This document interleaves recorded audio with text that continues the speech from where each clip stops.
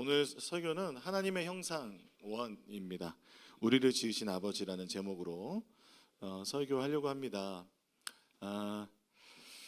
가스펠 프로젝트에 보면은 오늘이 이제 하나님의 형상이고 다음 주가 이제 인간의 타락인데, 제가 하나님의 형상을 이제 설교 준비하면서 적어도 이 하나의 주제를 가지고 한 3번은 해야 될 것 같더라고요. 근데 이제 제가 한 2번, 다음 주까지 2번 나눠서 지금은 그렇게 하나님께서 마음 주셔서 그렇게 설교를 하려고 합니다.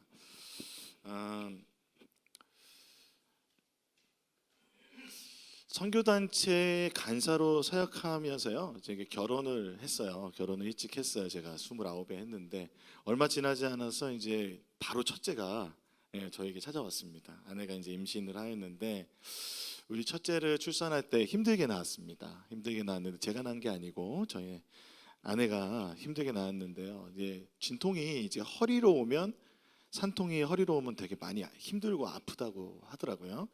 근데 허리로 산통이 이렇게 온 거예요. 그러니까 너무 힘들어하는데 일어서지도 못하고 앉지도 못하고. 근데 이제 간호사가 얼마나 야속한지 와서 이렇게 얘기하는 거예요. 아직 멀었어요. 그냥 진짜 그 톤이 그대로예요. 뭐 이렇게 감정 없어요. 아직 멀었어요. 이러는 거예요. 그러니까 되게 절망적이더라고요. 언제까지 이렇게 계속 아파야 되냐. 그래서 그렇게 생각하고 있는데 막 기도도 하고 막 저희 장모님은 오셔서 방언 기도하시고 막 그러는데 갑자기 산소통이 들어오는 거예요. 산소통이 들어오더니 코에다 이렇게 산소를 공급하기 시작하는 거예요. 근데 이게 분위기가 심상치 않은 거예요. 그래서 너무 걱정이 되더라고요. 근데 의사 선생님도 오셔서 이렇게 한번 쑥 보더니 얼굴 표정 보면 알잖아요. 이제 분위기가 심상치 않더라고요. 그러더니 이제 분만실로 들어갔는데 한참 있다가 첫째가 이제 세상에 나왔습니다. 이때는 제가 정신 없어서 분만실에 들어가지도 못했어요. 아마 이제 상황이 조금 아마 좀 힘든 상황이어서 제가 못 들어갔던 걸로 지금 생각이 듭니다. 의사 선생님 말로는 아기가 탯줄을 감고 나왔대요. 그러니까 위험한 상황인 거죠. 그러니까 산모랑 아기랑 다 고생했다고 말씀하시더라고요. 근데 이때 선생님이, 이게 충청도 분인데, 이거 나니까 그렇게 한 거예요. 이렇게. 이거 나니까 이거 자연 분만한 거예요. 이렇게 젊은 의사 하면 수술했어. 이렇게 딱 얘기 하시더라고요. 충청도 분이신데. 근데 그만큼 이제 좀 심각한 상황이었는데, 그 병원의 특징이 산모와 아이가 함께 방을 쓰게 하는 모자동실이라고 하죠. 그런 병원이었어요. 온돌방에. 근데 첫째가 이제 저녁에 이제 자면서 얼마나 우는지 그래서 마음이 막 아프더라고요. 그래서 세상에 나오느라 참 힘들었구나 이게 생각이 들었습니다. 그런데 아내도 얼마 있다가 눈물을 흘리면서 막 우는 거예요. 여보 많이 힘들었구나, 힘들었지? 라고 했더니 이제 되게 의외의 답을 하는 거예요. 그게 아니라 하나님이 영혼을 얼마나 사랑하시는지 그 마음이 느껴져서 울고 있다, 그렇게 얘기하더라고요. 출산을 하는 순간에 그 힘듦을 겪으면서 정말 이 세상에 그냥 나오는 그냥 나오는 생명은 없구나, 이 고통 속에서 나오는구나, 그런 마음, 그래서 예수님의 마음, 하나님의 마음을 느끼는 것 같습니다. 그때 이제 제가 아내를 위해서 그리고 우리 첫째를 위해서 기도했던 기억이 납니다. 우리 사랑하는 자녀는 세상 그 무엇과도 바꿀 수 없는 소중한 존재입니다. 우리가 자녀를 만나는 방법이 출산이나 입양이나 모두 부모님의 마음은 같을 것입니다. 그렇기 때문에 부모님은 아이를 맞이할 때 형편이 어떻든지 아이들에게 가장 좋은 것으로 준비하려고 합니다. 그렇죠? 필요한 것, 이게 필요한가 저게 필요한가 다 알아보고 그것을 준비하는 게 부모님의 마음입니다. 요즘은 그 베이비 샤워라는 문화가 있어서 아이를 위해서 서로 모여서 필요한 것도 같이 선물도 주고 같이 축복해주고 기도도 해주고 축하해주는 그런 문화가 요즘의 젊은 부부들에게서도 많이 있다고 합니다. 이와 같이 창세기에도 하나님께서 우리를 그렇게 이 땅에 창조하실 때 하나님의 그 창조 가운데 그 하나님의 공급하심과 채우심과 하나님의 마음이 담겨 있습니다. 창세기를 읽으면 하나님 아버지의 모습 속에서 부모님의 마음이 느껴집니다. 저는 그것이 하나님의 마음이 어디에 담겨 있을까 생각해 볼 때 창세기 26장에 하나님이 이르시되 우리의 형상을 따라 우리의 모양대로 우리가 사람을 만들고 그들로 바다의 물고기와 하늘의 새와 가축과 온 땅과 땅에 기는 모든 것을 다스리게 하자 이렇게 말씀하실 때 우리라는 단어가 제 마음에 하나님의 마음이 느껴지는 거예요. 하나님 창조하실 때 우리의 형상을 따라 우리의 모양대로 사람을 만들자라고 말씀하셨습니다. 우리는 무엇을 나타낼까요? 우리라는 단어를 볼 때 우리가 기독교인으로서 삼위일체 하나님을 기억해야 한다고 여러분께 말씀드렸습니다. 성부, 성자, 성령 삼위일체 하나님께서는 사람을 창조하시려고 회의를 여셨습니다. 우리가 함께 성부, 성자, 성령 하나님께서는 그래서 하나님의 형상과 모양대로 우리를 지으셨습니다. 우리는 어쩌다 우연히 만들어진 존재가 아닙니다. 삼위일체 하나님께서 하늘의 천상의 회의를 하시면서 계획을 가지고 만드신 피조물이 우리들 사람입니다. 이전까지의 창조, 사람 이전의 창조는 하나님께서 이르시되라고 하나님의 말씀으로 창조하셨는데 하나님을 지으실 때는 회의를 하셨어요. 이 우리라는 단어에 그러니까 하나님의 무엇이 들어가냐면 하나님의 깊은 그런 고민, 하나님의 깊은 생각, 하나님의 깊은 계획이 담겨 있는 것 같아요. 차준희 교수님이라는 분이 쓰신 창세기 다시 보기라는 책에 보면은 이 우리라는 단어가 이제 히브리어에서 일반적으로 이게 뭐라고 그러죠? 이게 지난주에 말한 엘로힘처럼 뭔가 이게 능력이나 그런 것을 나타내는 그런 복수형으로 볼 수도 있는데 이 히브리어가 나타내는 또 하나의 의미는 심사숙고라고 합니다. 복수로 쓸 때 심사숙고의 의미가 담겨 있다는 거예요. 그러니까 여러분 한 분 한 분을 주님이 지으실 때 심사숙고하셨습니다. 하나님, 우리가 태초에 창조된 게 아닌데 어떻게 심사숙고일까요? 시편 139편의 말씀을 보면 하나님 우리를 어머니 모태에서 지으셨습니다. 시편 139편 말씀 같이 읽어보겠습니다. 시작. 주께서 내 내장을 지으시며 감사하옴은 나를 지으심이 심히 기묘하심이라. 내 영혼이 잘 아나이다. 내가 은밀한 데서 지음을 받고 땅의 깊은 곳에서 기이하게 지음을 받은 때에 나의 형체가 주의 앞에 숨겨지지 못하였나이다.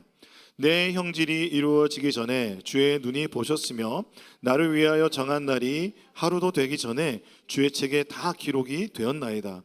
하나님이여 주의 생각이 내게 어찌 그리 보배로우신지요.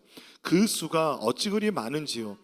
내가 세려고 할지라도 그 수가 모래보다 많도소이다. 내가 깰 때에도 여전히 주와 함께 있나이다. 하나님이여 주의 생각이 내게 어찌 그리 보배로우신지요. 주님의 생각은 보배로우시대요. 우리를 향한 생각이. 그리고 그 수가 얼마나 많으신지요. 세려고 해도 모래수보다도 많다는 거예요. 하나님께서 우리를 지으실 때 어머니 모태에서 이게 우리의 모습이 만들어지는 그 모습들을 주님께서 보고 계셨다는 겁니다. 하나님의 생각, 여러분을 향한 우리를 향한 하나님의 생각이 모래수보다 많대요.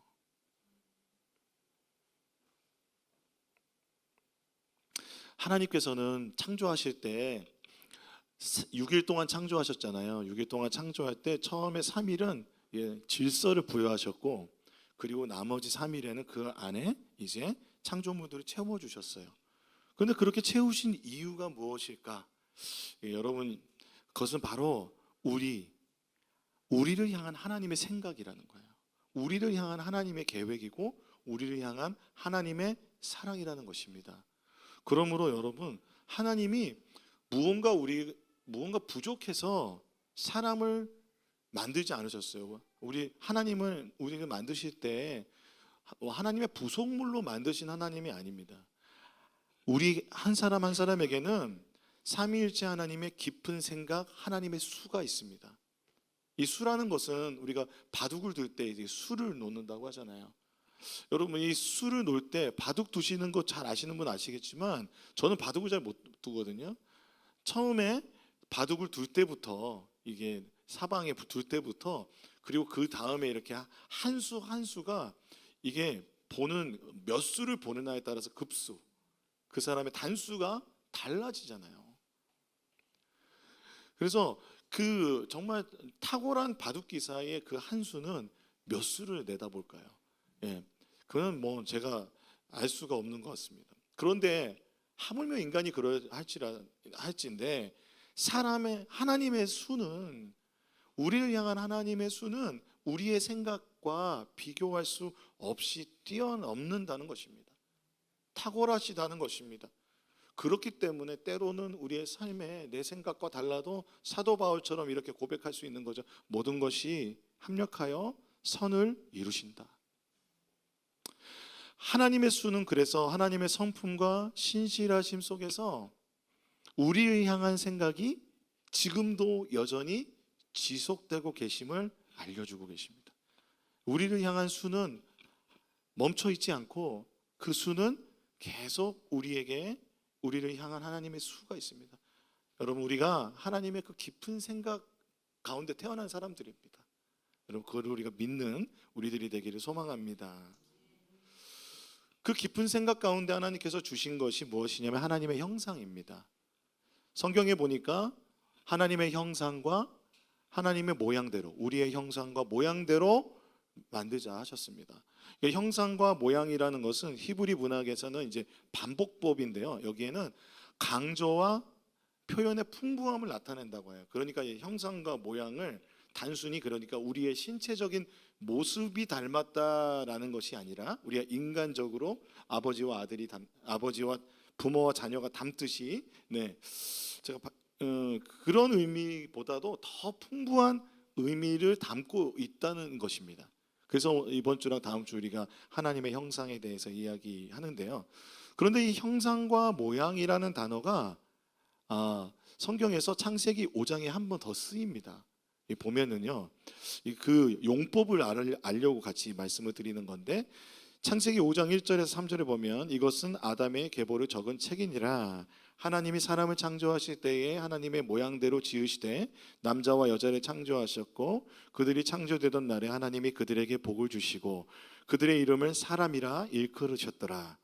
아담은 130세에 자기의 모양 곧 자기의 형상과 같은 아들을 낳아 이름을 셋이라 하였고, 우리가 아는 가인과 아벨의 그 사건이 있은 다음이죠. 그 다음에 낳은 아들이 셋인데, 그 자기의 모양 그리고 자기의 형상과 같은 아들이라는 이 표현이 히브리 문법에서 무엇을 강조하냐면 아담이 낳은 아이가 아담과 닮았을 뿐 아니라 그리고 아담과 같은 부류, 같은 예를 들면 혈통이나 그런 부류의 사람이다.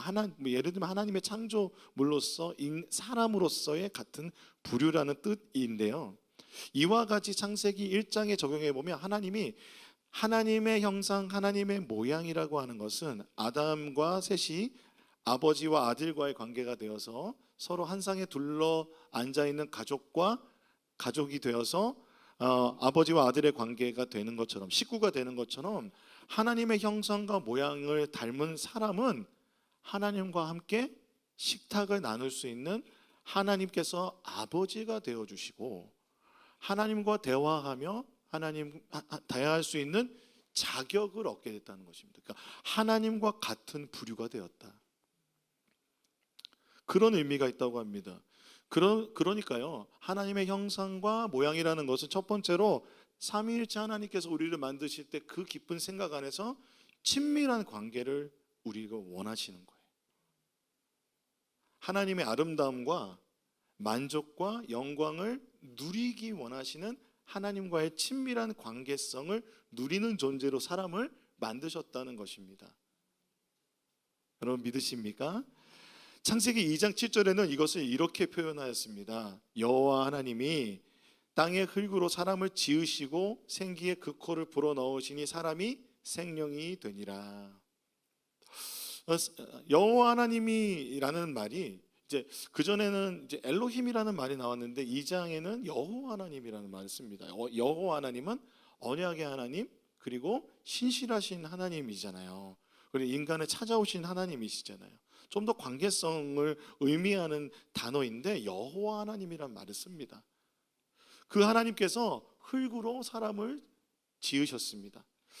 먼저는 제가 이제 흙이라는 단어를 한번 찾아봤는데 이 단어가 히브리어는 아파르라고 합니다. 근데 뜻이요, 흙이라는 뜻이 어디까지 되냐면 먼지라는 뜻이 있어요. 사람이 흙으로부터 와서 흙으로 돌아간다는 것은 먼지로에서 와서 먼지로 돌아간다는 겁니다.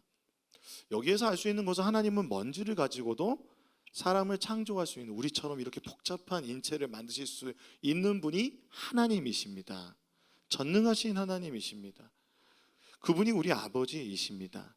그도 또한 먼지로 지음받았다는 이 사실이 그리고 무엇을 말해주냐면 우리는 우리의 존재는 하나님과 같은 부류로 형상과 모양을 주셨지만 하나님은 아니라는 것입니다. 우리는 먼지입니다. 우리는 하나님과 비교할 수 없는 피조물입니다. 그러므로 여러분 사람이 얼마나 잘났든지 못났든지 우리가 그렇게 생각하는 것은 하나님 앞에서 의미가 없습니다. 하나님 앞에서는 우리는 다 먼지와 같은 존재입니다. 결국 우리가 이 세상에서 그러므로 다른 사람과 우리를 비교할 것 없습니다. 다른 사람보다 조금 더 가졌다고 우월할 것도 없고 다른 사람보다 조금 가지지 못했다고 열등감에 빠질 필요가 없습니다. 왜냐하면 우리는 다 먼지이기 때문에 그렇습니다. 하나님 앞에서는 우리는 모두 겸손한 마음을 가질 수밖에 없는 먼지로 지어진 사람입니다. 근데 하나님께서 이 먼지인 우리를 사람으로 먼지와 같은 우리를 사람으로 지어주셨는데 이 지으시다라는 말이요 야차르라는 말인데 진흙으로 토기를 빚다라는 뜻이 있어요. 우리가 항상 진실케란 찬양 아세요? 항상 진실케 이 찬양에 보면 뒤에 후렴이 주는 토기장이 나는 진흙 날 빚으소서 기도하오니 이런 찬양이 있지 않습니까? 우리 조상들은 고려 청자나 조선에는 백자와 같은 도자기 세계적으로 아주 유명한 도자기를 만드는 것으로 우리 조상들은 정말 손재주가 좋은 것으로 유명합니다. 토기장이가 흙을 빚어서 도자기 만들 때 그 모양과 빛깔과 아름다움까지도 머릿속에 다 깊은 생각이 있는 거죠. 그 수가 있습니다. 그리고 그 도자기가 어떤 용도로 쓰여질 것에 따라서 계획을 가지고 빚어냅니다. 그 진흙 처음에는 진흙 덩어리에 불과하지만 토기장이가 빚어내기 시작할 때 그 도자기는 그 모양을 만들어지고 그리고 그것이 이제 구워져서 정말 아름다운 도자기로 빚어지듯이 만들어지듯이 하나님은 우리를 그렇게 빚으셨어요. 하나님은 그러므로 우리에 대한 다시 한번 계획이 있으시고 하나님은 우리를 그렇게 정성스럽게 빚으셨다는 것은 하나님 우리를 소중하게 여기신다는 것입니다. 근데 이 먼지에서 지음을 받았다는 것은요. 근데 사실 동물에게도 2장에 보면은 나타나요. 그렇기 때문에 저는 동물들을 사랑해야 된다고 생각합니다. 저는 이제 반려견이나 반려묘를 저희 집에서 키우지는 않는데 그리고 반려묘나 반려견을 키우시는 저희 집은 참 도마뱀을 키우죠. 네, 그런 마음들에서 동물을 사랑하는 마음, 귀하게 여기는 마음은 하나님의 마음이라고 저는 생각합니다. 하나님도 귀하게 여기신다고 생각해요. 그런데 동물과 사람이 다른 게 있어요. 다 귀하지만 우리 동물과 사람이 같다고 말할 수 없는 것은 주님께서 생기를 그 코에 불어넣어 주셨어요. 그래서 생명이 됐어요. 생기는라는 것은요, 히브리어로 니시마 타임이라는 건데 생명의 숨이에요. 생명의 숨인데 이 생명의 호흡은 다른 말로 하면 하나님의 호흡이고 하나님의 숨입니다. 그래서 하나님께서 우리에게 숨을 불어넣어 주셨어요. 그러자 생명, 네페시하야 생명체가 되었습니다. 하나님이 숨이 불어넣어진 생명체를 말하는데, 여러분 이렇게 뭐 교단마다 영혼육이다, 뭐 영육이다, 뭐 이렇게 인간을 이렇게 우리가 이렇게 인간의 구성 요소를 말하는데, 여러분 사실은 성경에서는 생명체라고 말합니다. 그러니까 영혼육을 너무 나누는 것은 우리가 이해는 할 수 있겠지만 하나님께서 태초에 창조하실 때는 영과 육의 요소가 완전히 합쳐진 통일체의 모습이었다는 것입니다. 그럼 우리가 다시 부활의 몸을 입게 될 때는 그 영과 육이 다시 부활의 몸으로 온전히 합쳐진 하나님의 태초에 창조하셨던 그 모습을 아마 회복하는 것, 그 영광을 회복하는 것 아닐까 생각합니다.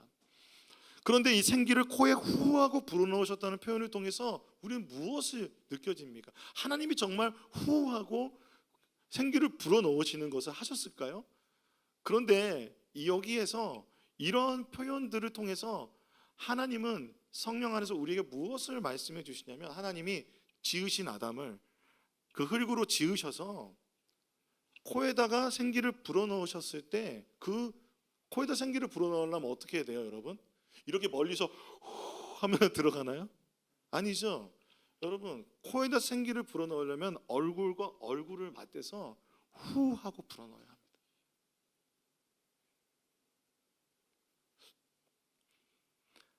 그만큼 하나님께서 처음 사람을 지으실 때 페이스 투 페이스, 얼굴과 얼굴이 맞대어 알 수 있는 친구와 같은 인격적인 관계를 누리는 존재로 지으셨다는 것을 알 수 있습니다. 아버지 하나님은 우리와 인격적인 친밀한 관계를 누리는 존재로 우리를 만들어 주셨습니다. 여러분 믿으십니까? 그러므로 우리의 숨, 우리의 호흡, 우리의 생명은 누가 주셨어요? 하나님이 주셨습니다. 하나님은 지금도 우리에게 날마다 숨과 호흡을 주십니다. 생명을 주십니다. 여러분, 아침에 일어나는 것 하나님의 은혜입니다. 하나님 다시 우리에게 생명을 주시는 것입니다. 어떤 분들은 이 날마다의 아침에 주시는 하나님의 호흡이 부활의 호흡이라고까지도 말씀하세요. 우리가 어디서 부활을 느끼나요? 아침에 일어날 때 느낄 수 있는 것입니다. 자고 깨어날 때 하나님께서 우리에게 주시는 생명을 우리는 느끼는 것입니다.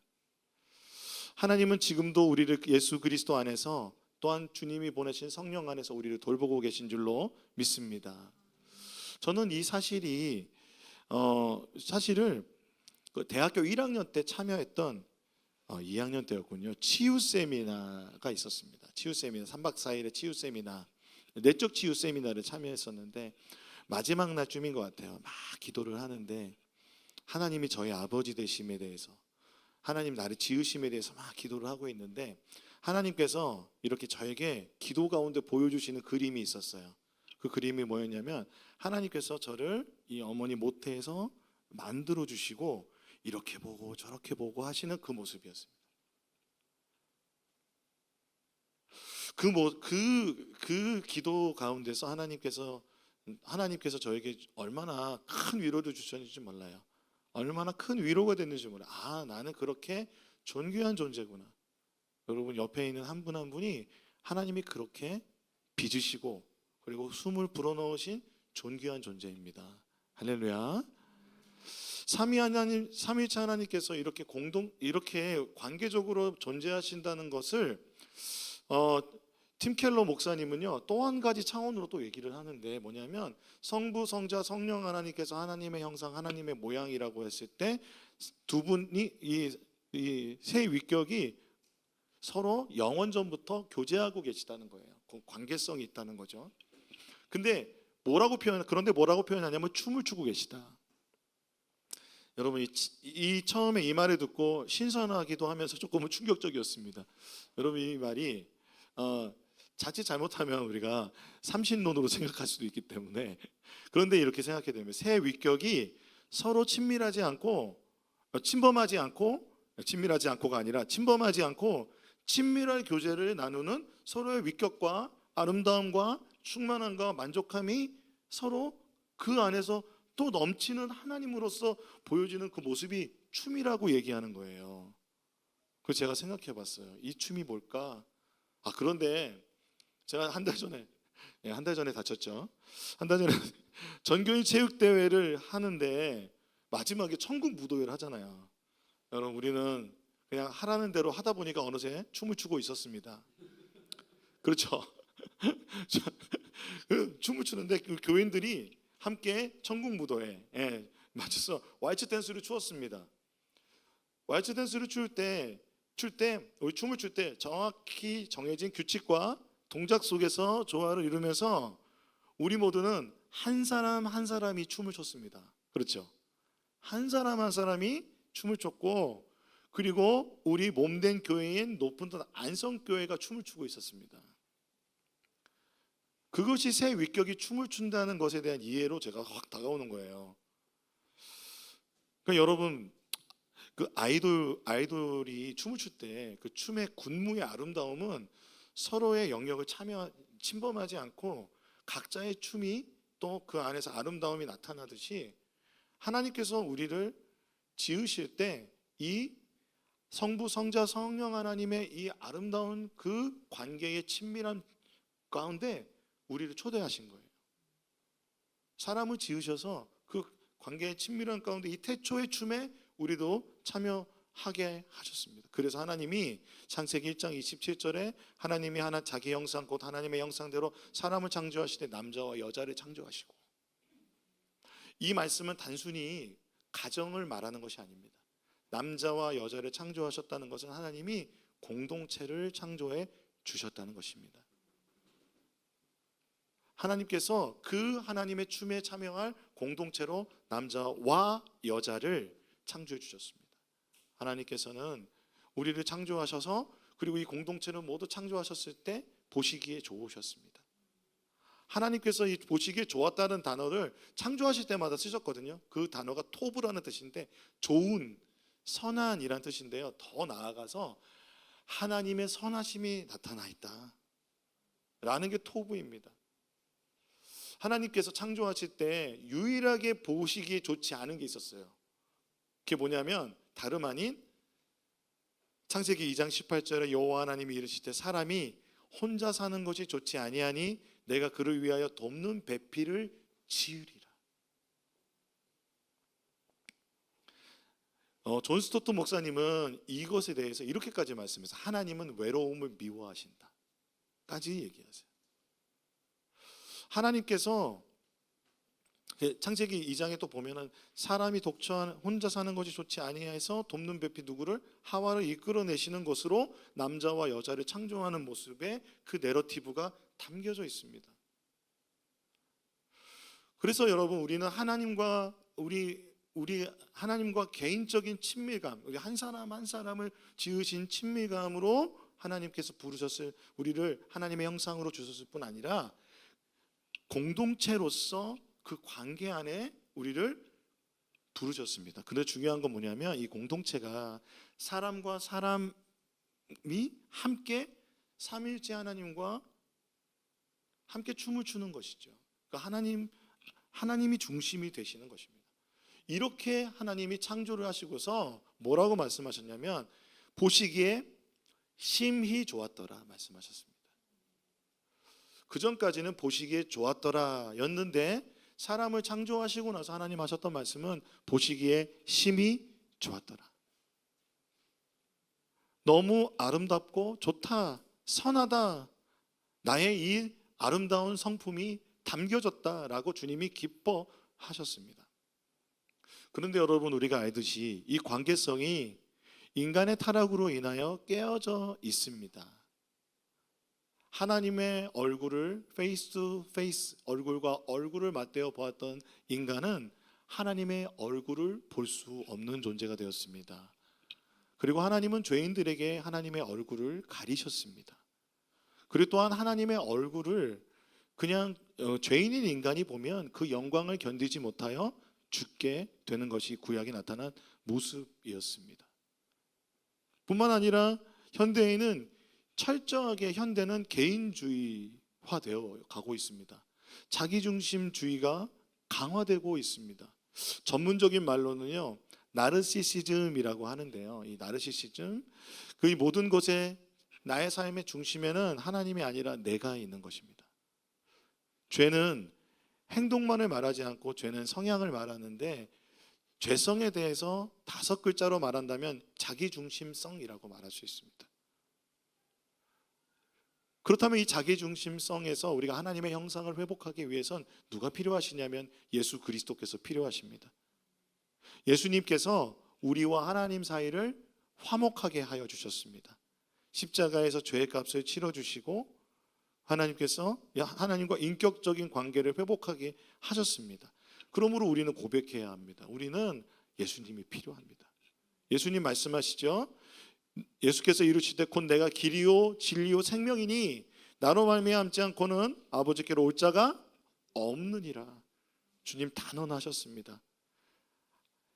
예수님은 우리와 하나님과의 관계의 화목제물이십니다. 로마서 5장 10절에 보면 곧 우리가 원수되었을 때에 그의 아들의 죽으심으로 말미암아 하나님과 화목하게 되었은즉 화목하게 된 자로서는 더욱 그의 살아나심으로 말미암아 구원을 받을 것이니라. 예수님은 하나님과 우리를 화목하게 하여 주시는 분이십니다. 그리하여서 주님께서 예수께서 부활하셔서 십자가에서 부활하셔서 제자들에게 나타나셨습니다. 그래서 제자들에게 무엇을 말씀하시냐면 성령을 받으라 말씀하셨습니다. 예수님께서 숨을 내쉬면서 성령을 받으라 하셨어요.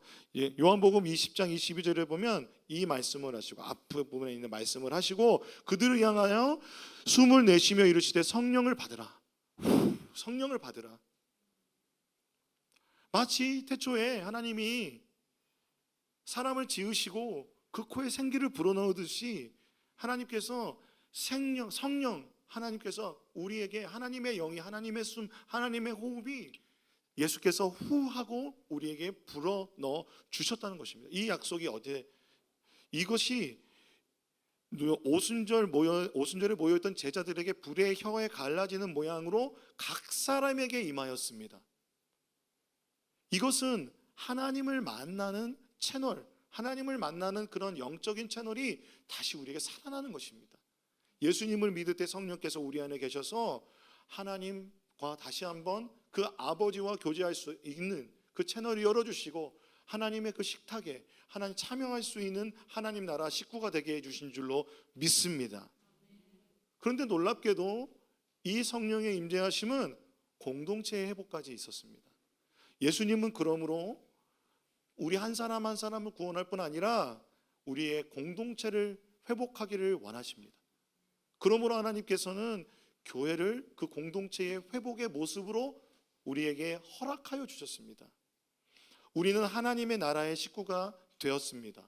우리 모두는 하나님의 공동체로 부름을 받았습니다. 성령께서 임재하실 때 임하였던 모습은 그래서 예수님이 꿈꾸셨던 교회의 모습이었습니다. 한 사람 한 사람이 복음을 믿고 구원을 받아 하나님과 화목될 뿐만 아니라 서로 돌아보고 또 자신의 것을 내어놓고 그리고 날마다 구원받는 자가 더해지는 하나님의 나라 예수 그리스도의 아름다운 공동체의 모습으로서 다시 한번 춤추는 모습이 회복되었습니다. 하나님 나라의 공동체 내 그 역동성이 회복된 줄로 믿습니다. 저희는 우리가 정말 꿈꾸는 교회의 모습은 예수님이 꿈꾸는 교회의 모습이기 원합니다. 한 사람 한 사람이 복음을 믿고 구원을 받아 하나님과 화목될 뿐 아니라 하나님의 자녀로서 공동체로서 그 관계가 공동체로서 하나님을 예배하는 그런 아름다움이 우리 안에 있기를 소망합니다. 그것이 예수님이 꿈꾸셨다는 것은 예수님이 우리를 위한 기도에 담겨 있어요.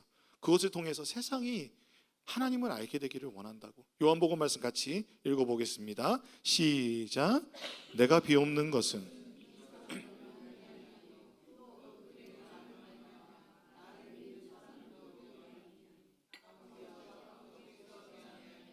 내가 아버지 안에 있는 것 같이 그들도 다 하나가 되어 우리 안에 있게 하사 세상으로 아버지께서 나를 보내신 것을 믿게 하옵소서. 내게 주신 영광을 내가 그들에게 주었사오니 이는 우리가 하나가 된 것 같이 그들도 하나가 되게 하려 함이니이다. 곧 내가 그들 안에 있고 아버지께서 내 안에 계시어 그들로 온전함을 이루어 하나가 되게 하려 함은 아버지께서 나를 보내신 것과 또 나를 사랑하신 것 같이 그들도 사랑하신 것을 세상으로 알게 하려 함이로소이다. 사랑하는 성도 여러분, 우리가 교회를 이루는 것, 이렇게 예배드리는 것은 정말 신비로운 일입니다.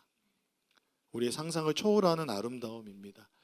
이 토부라는 말을 한 번 더 여러분께 말씀드리고 찬양하고 싶습니다. 이 토부라는 말은요, 좋다, 선하다라는 뜻에서 도덕적으로 완전하다, 특히 의롭다라는 뜻이 있어요.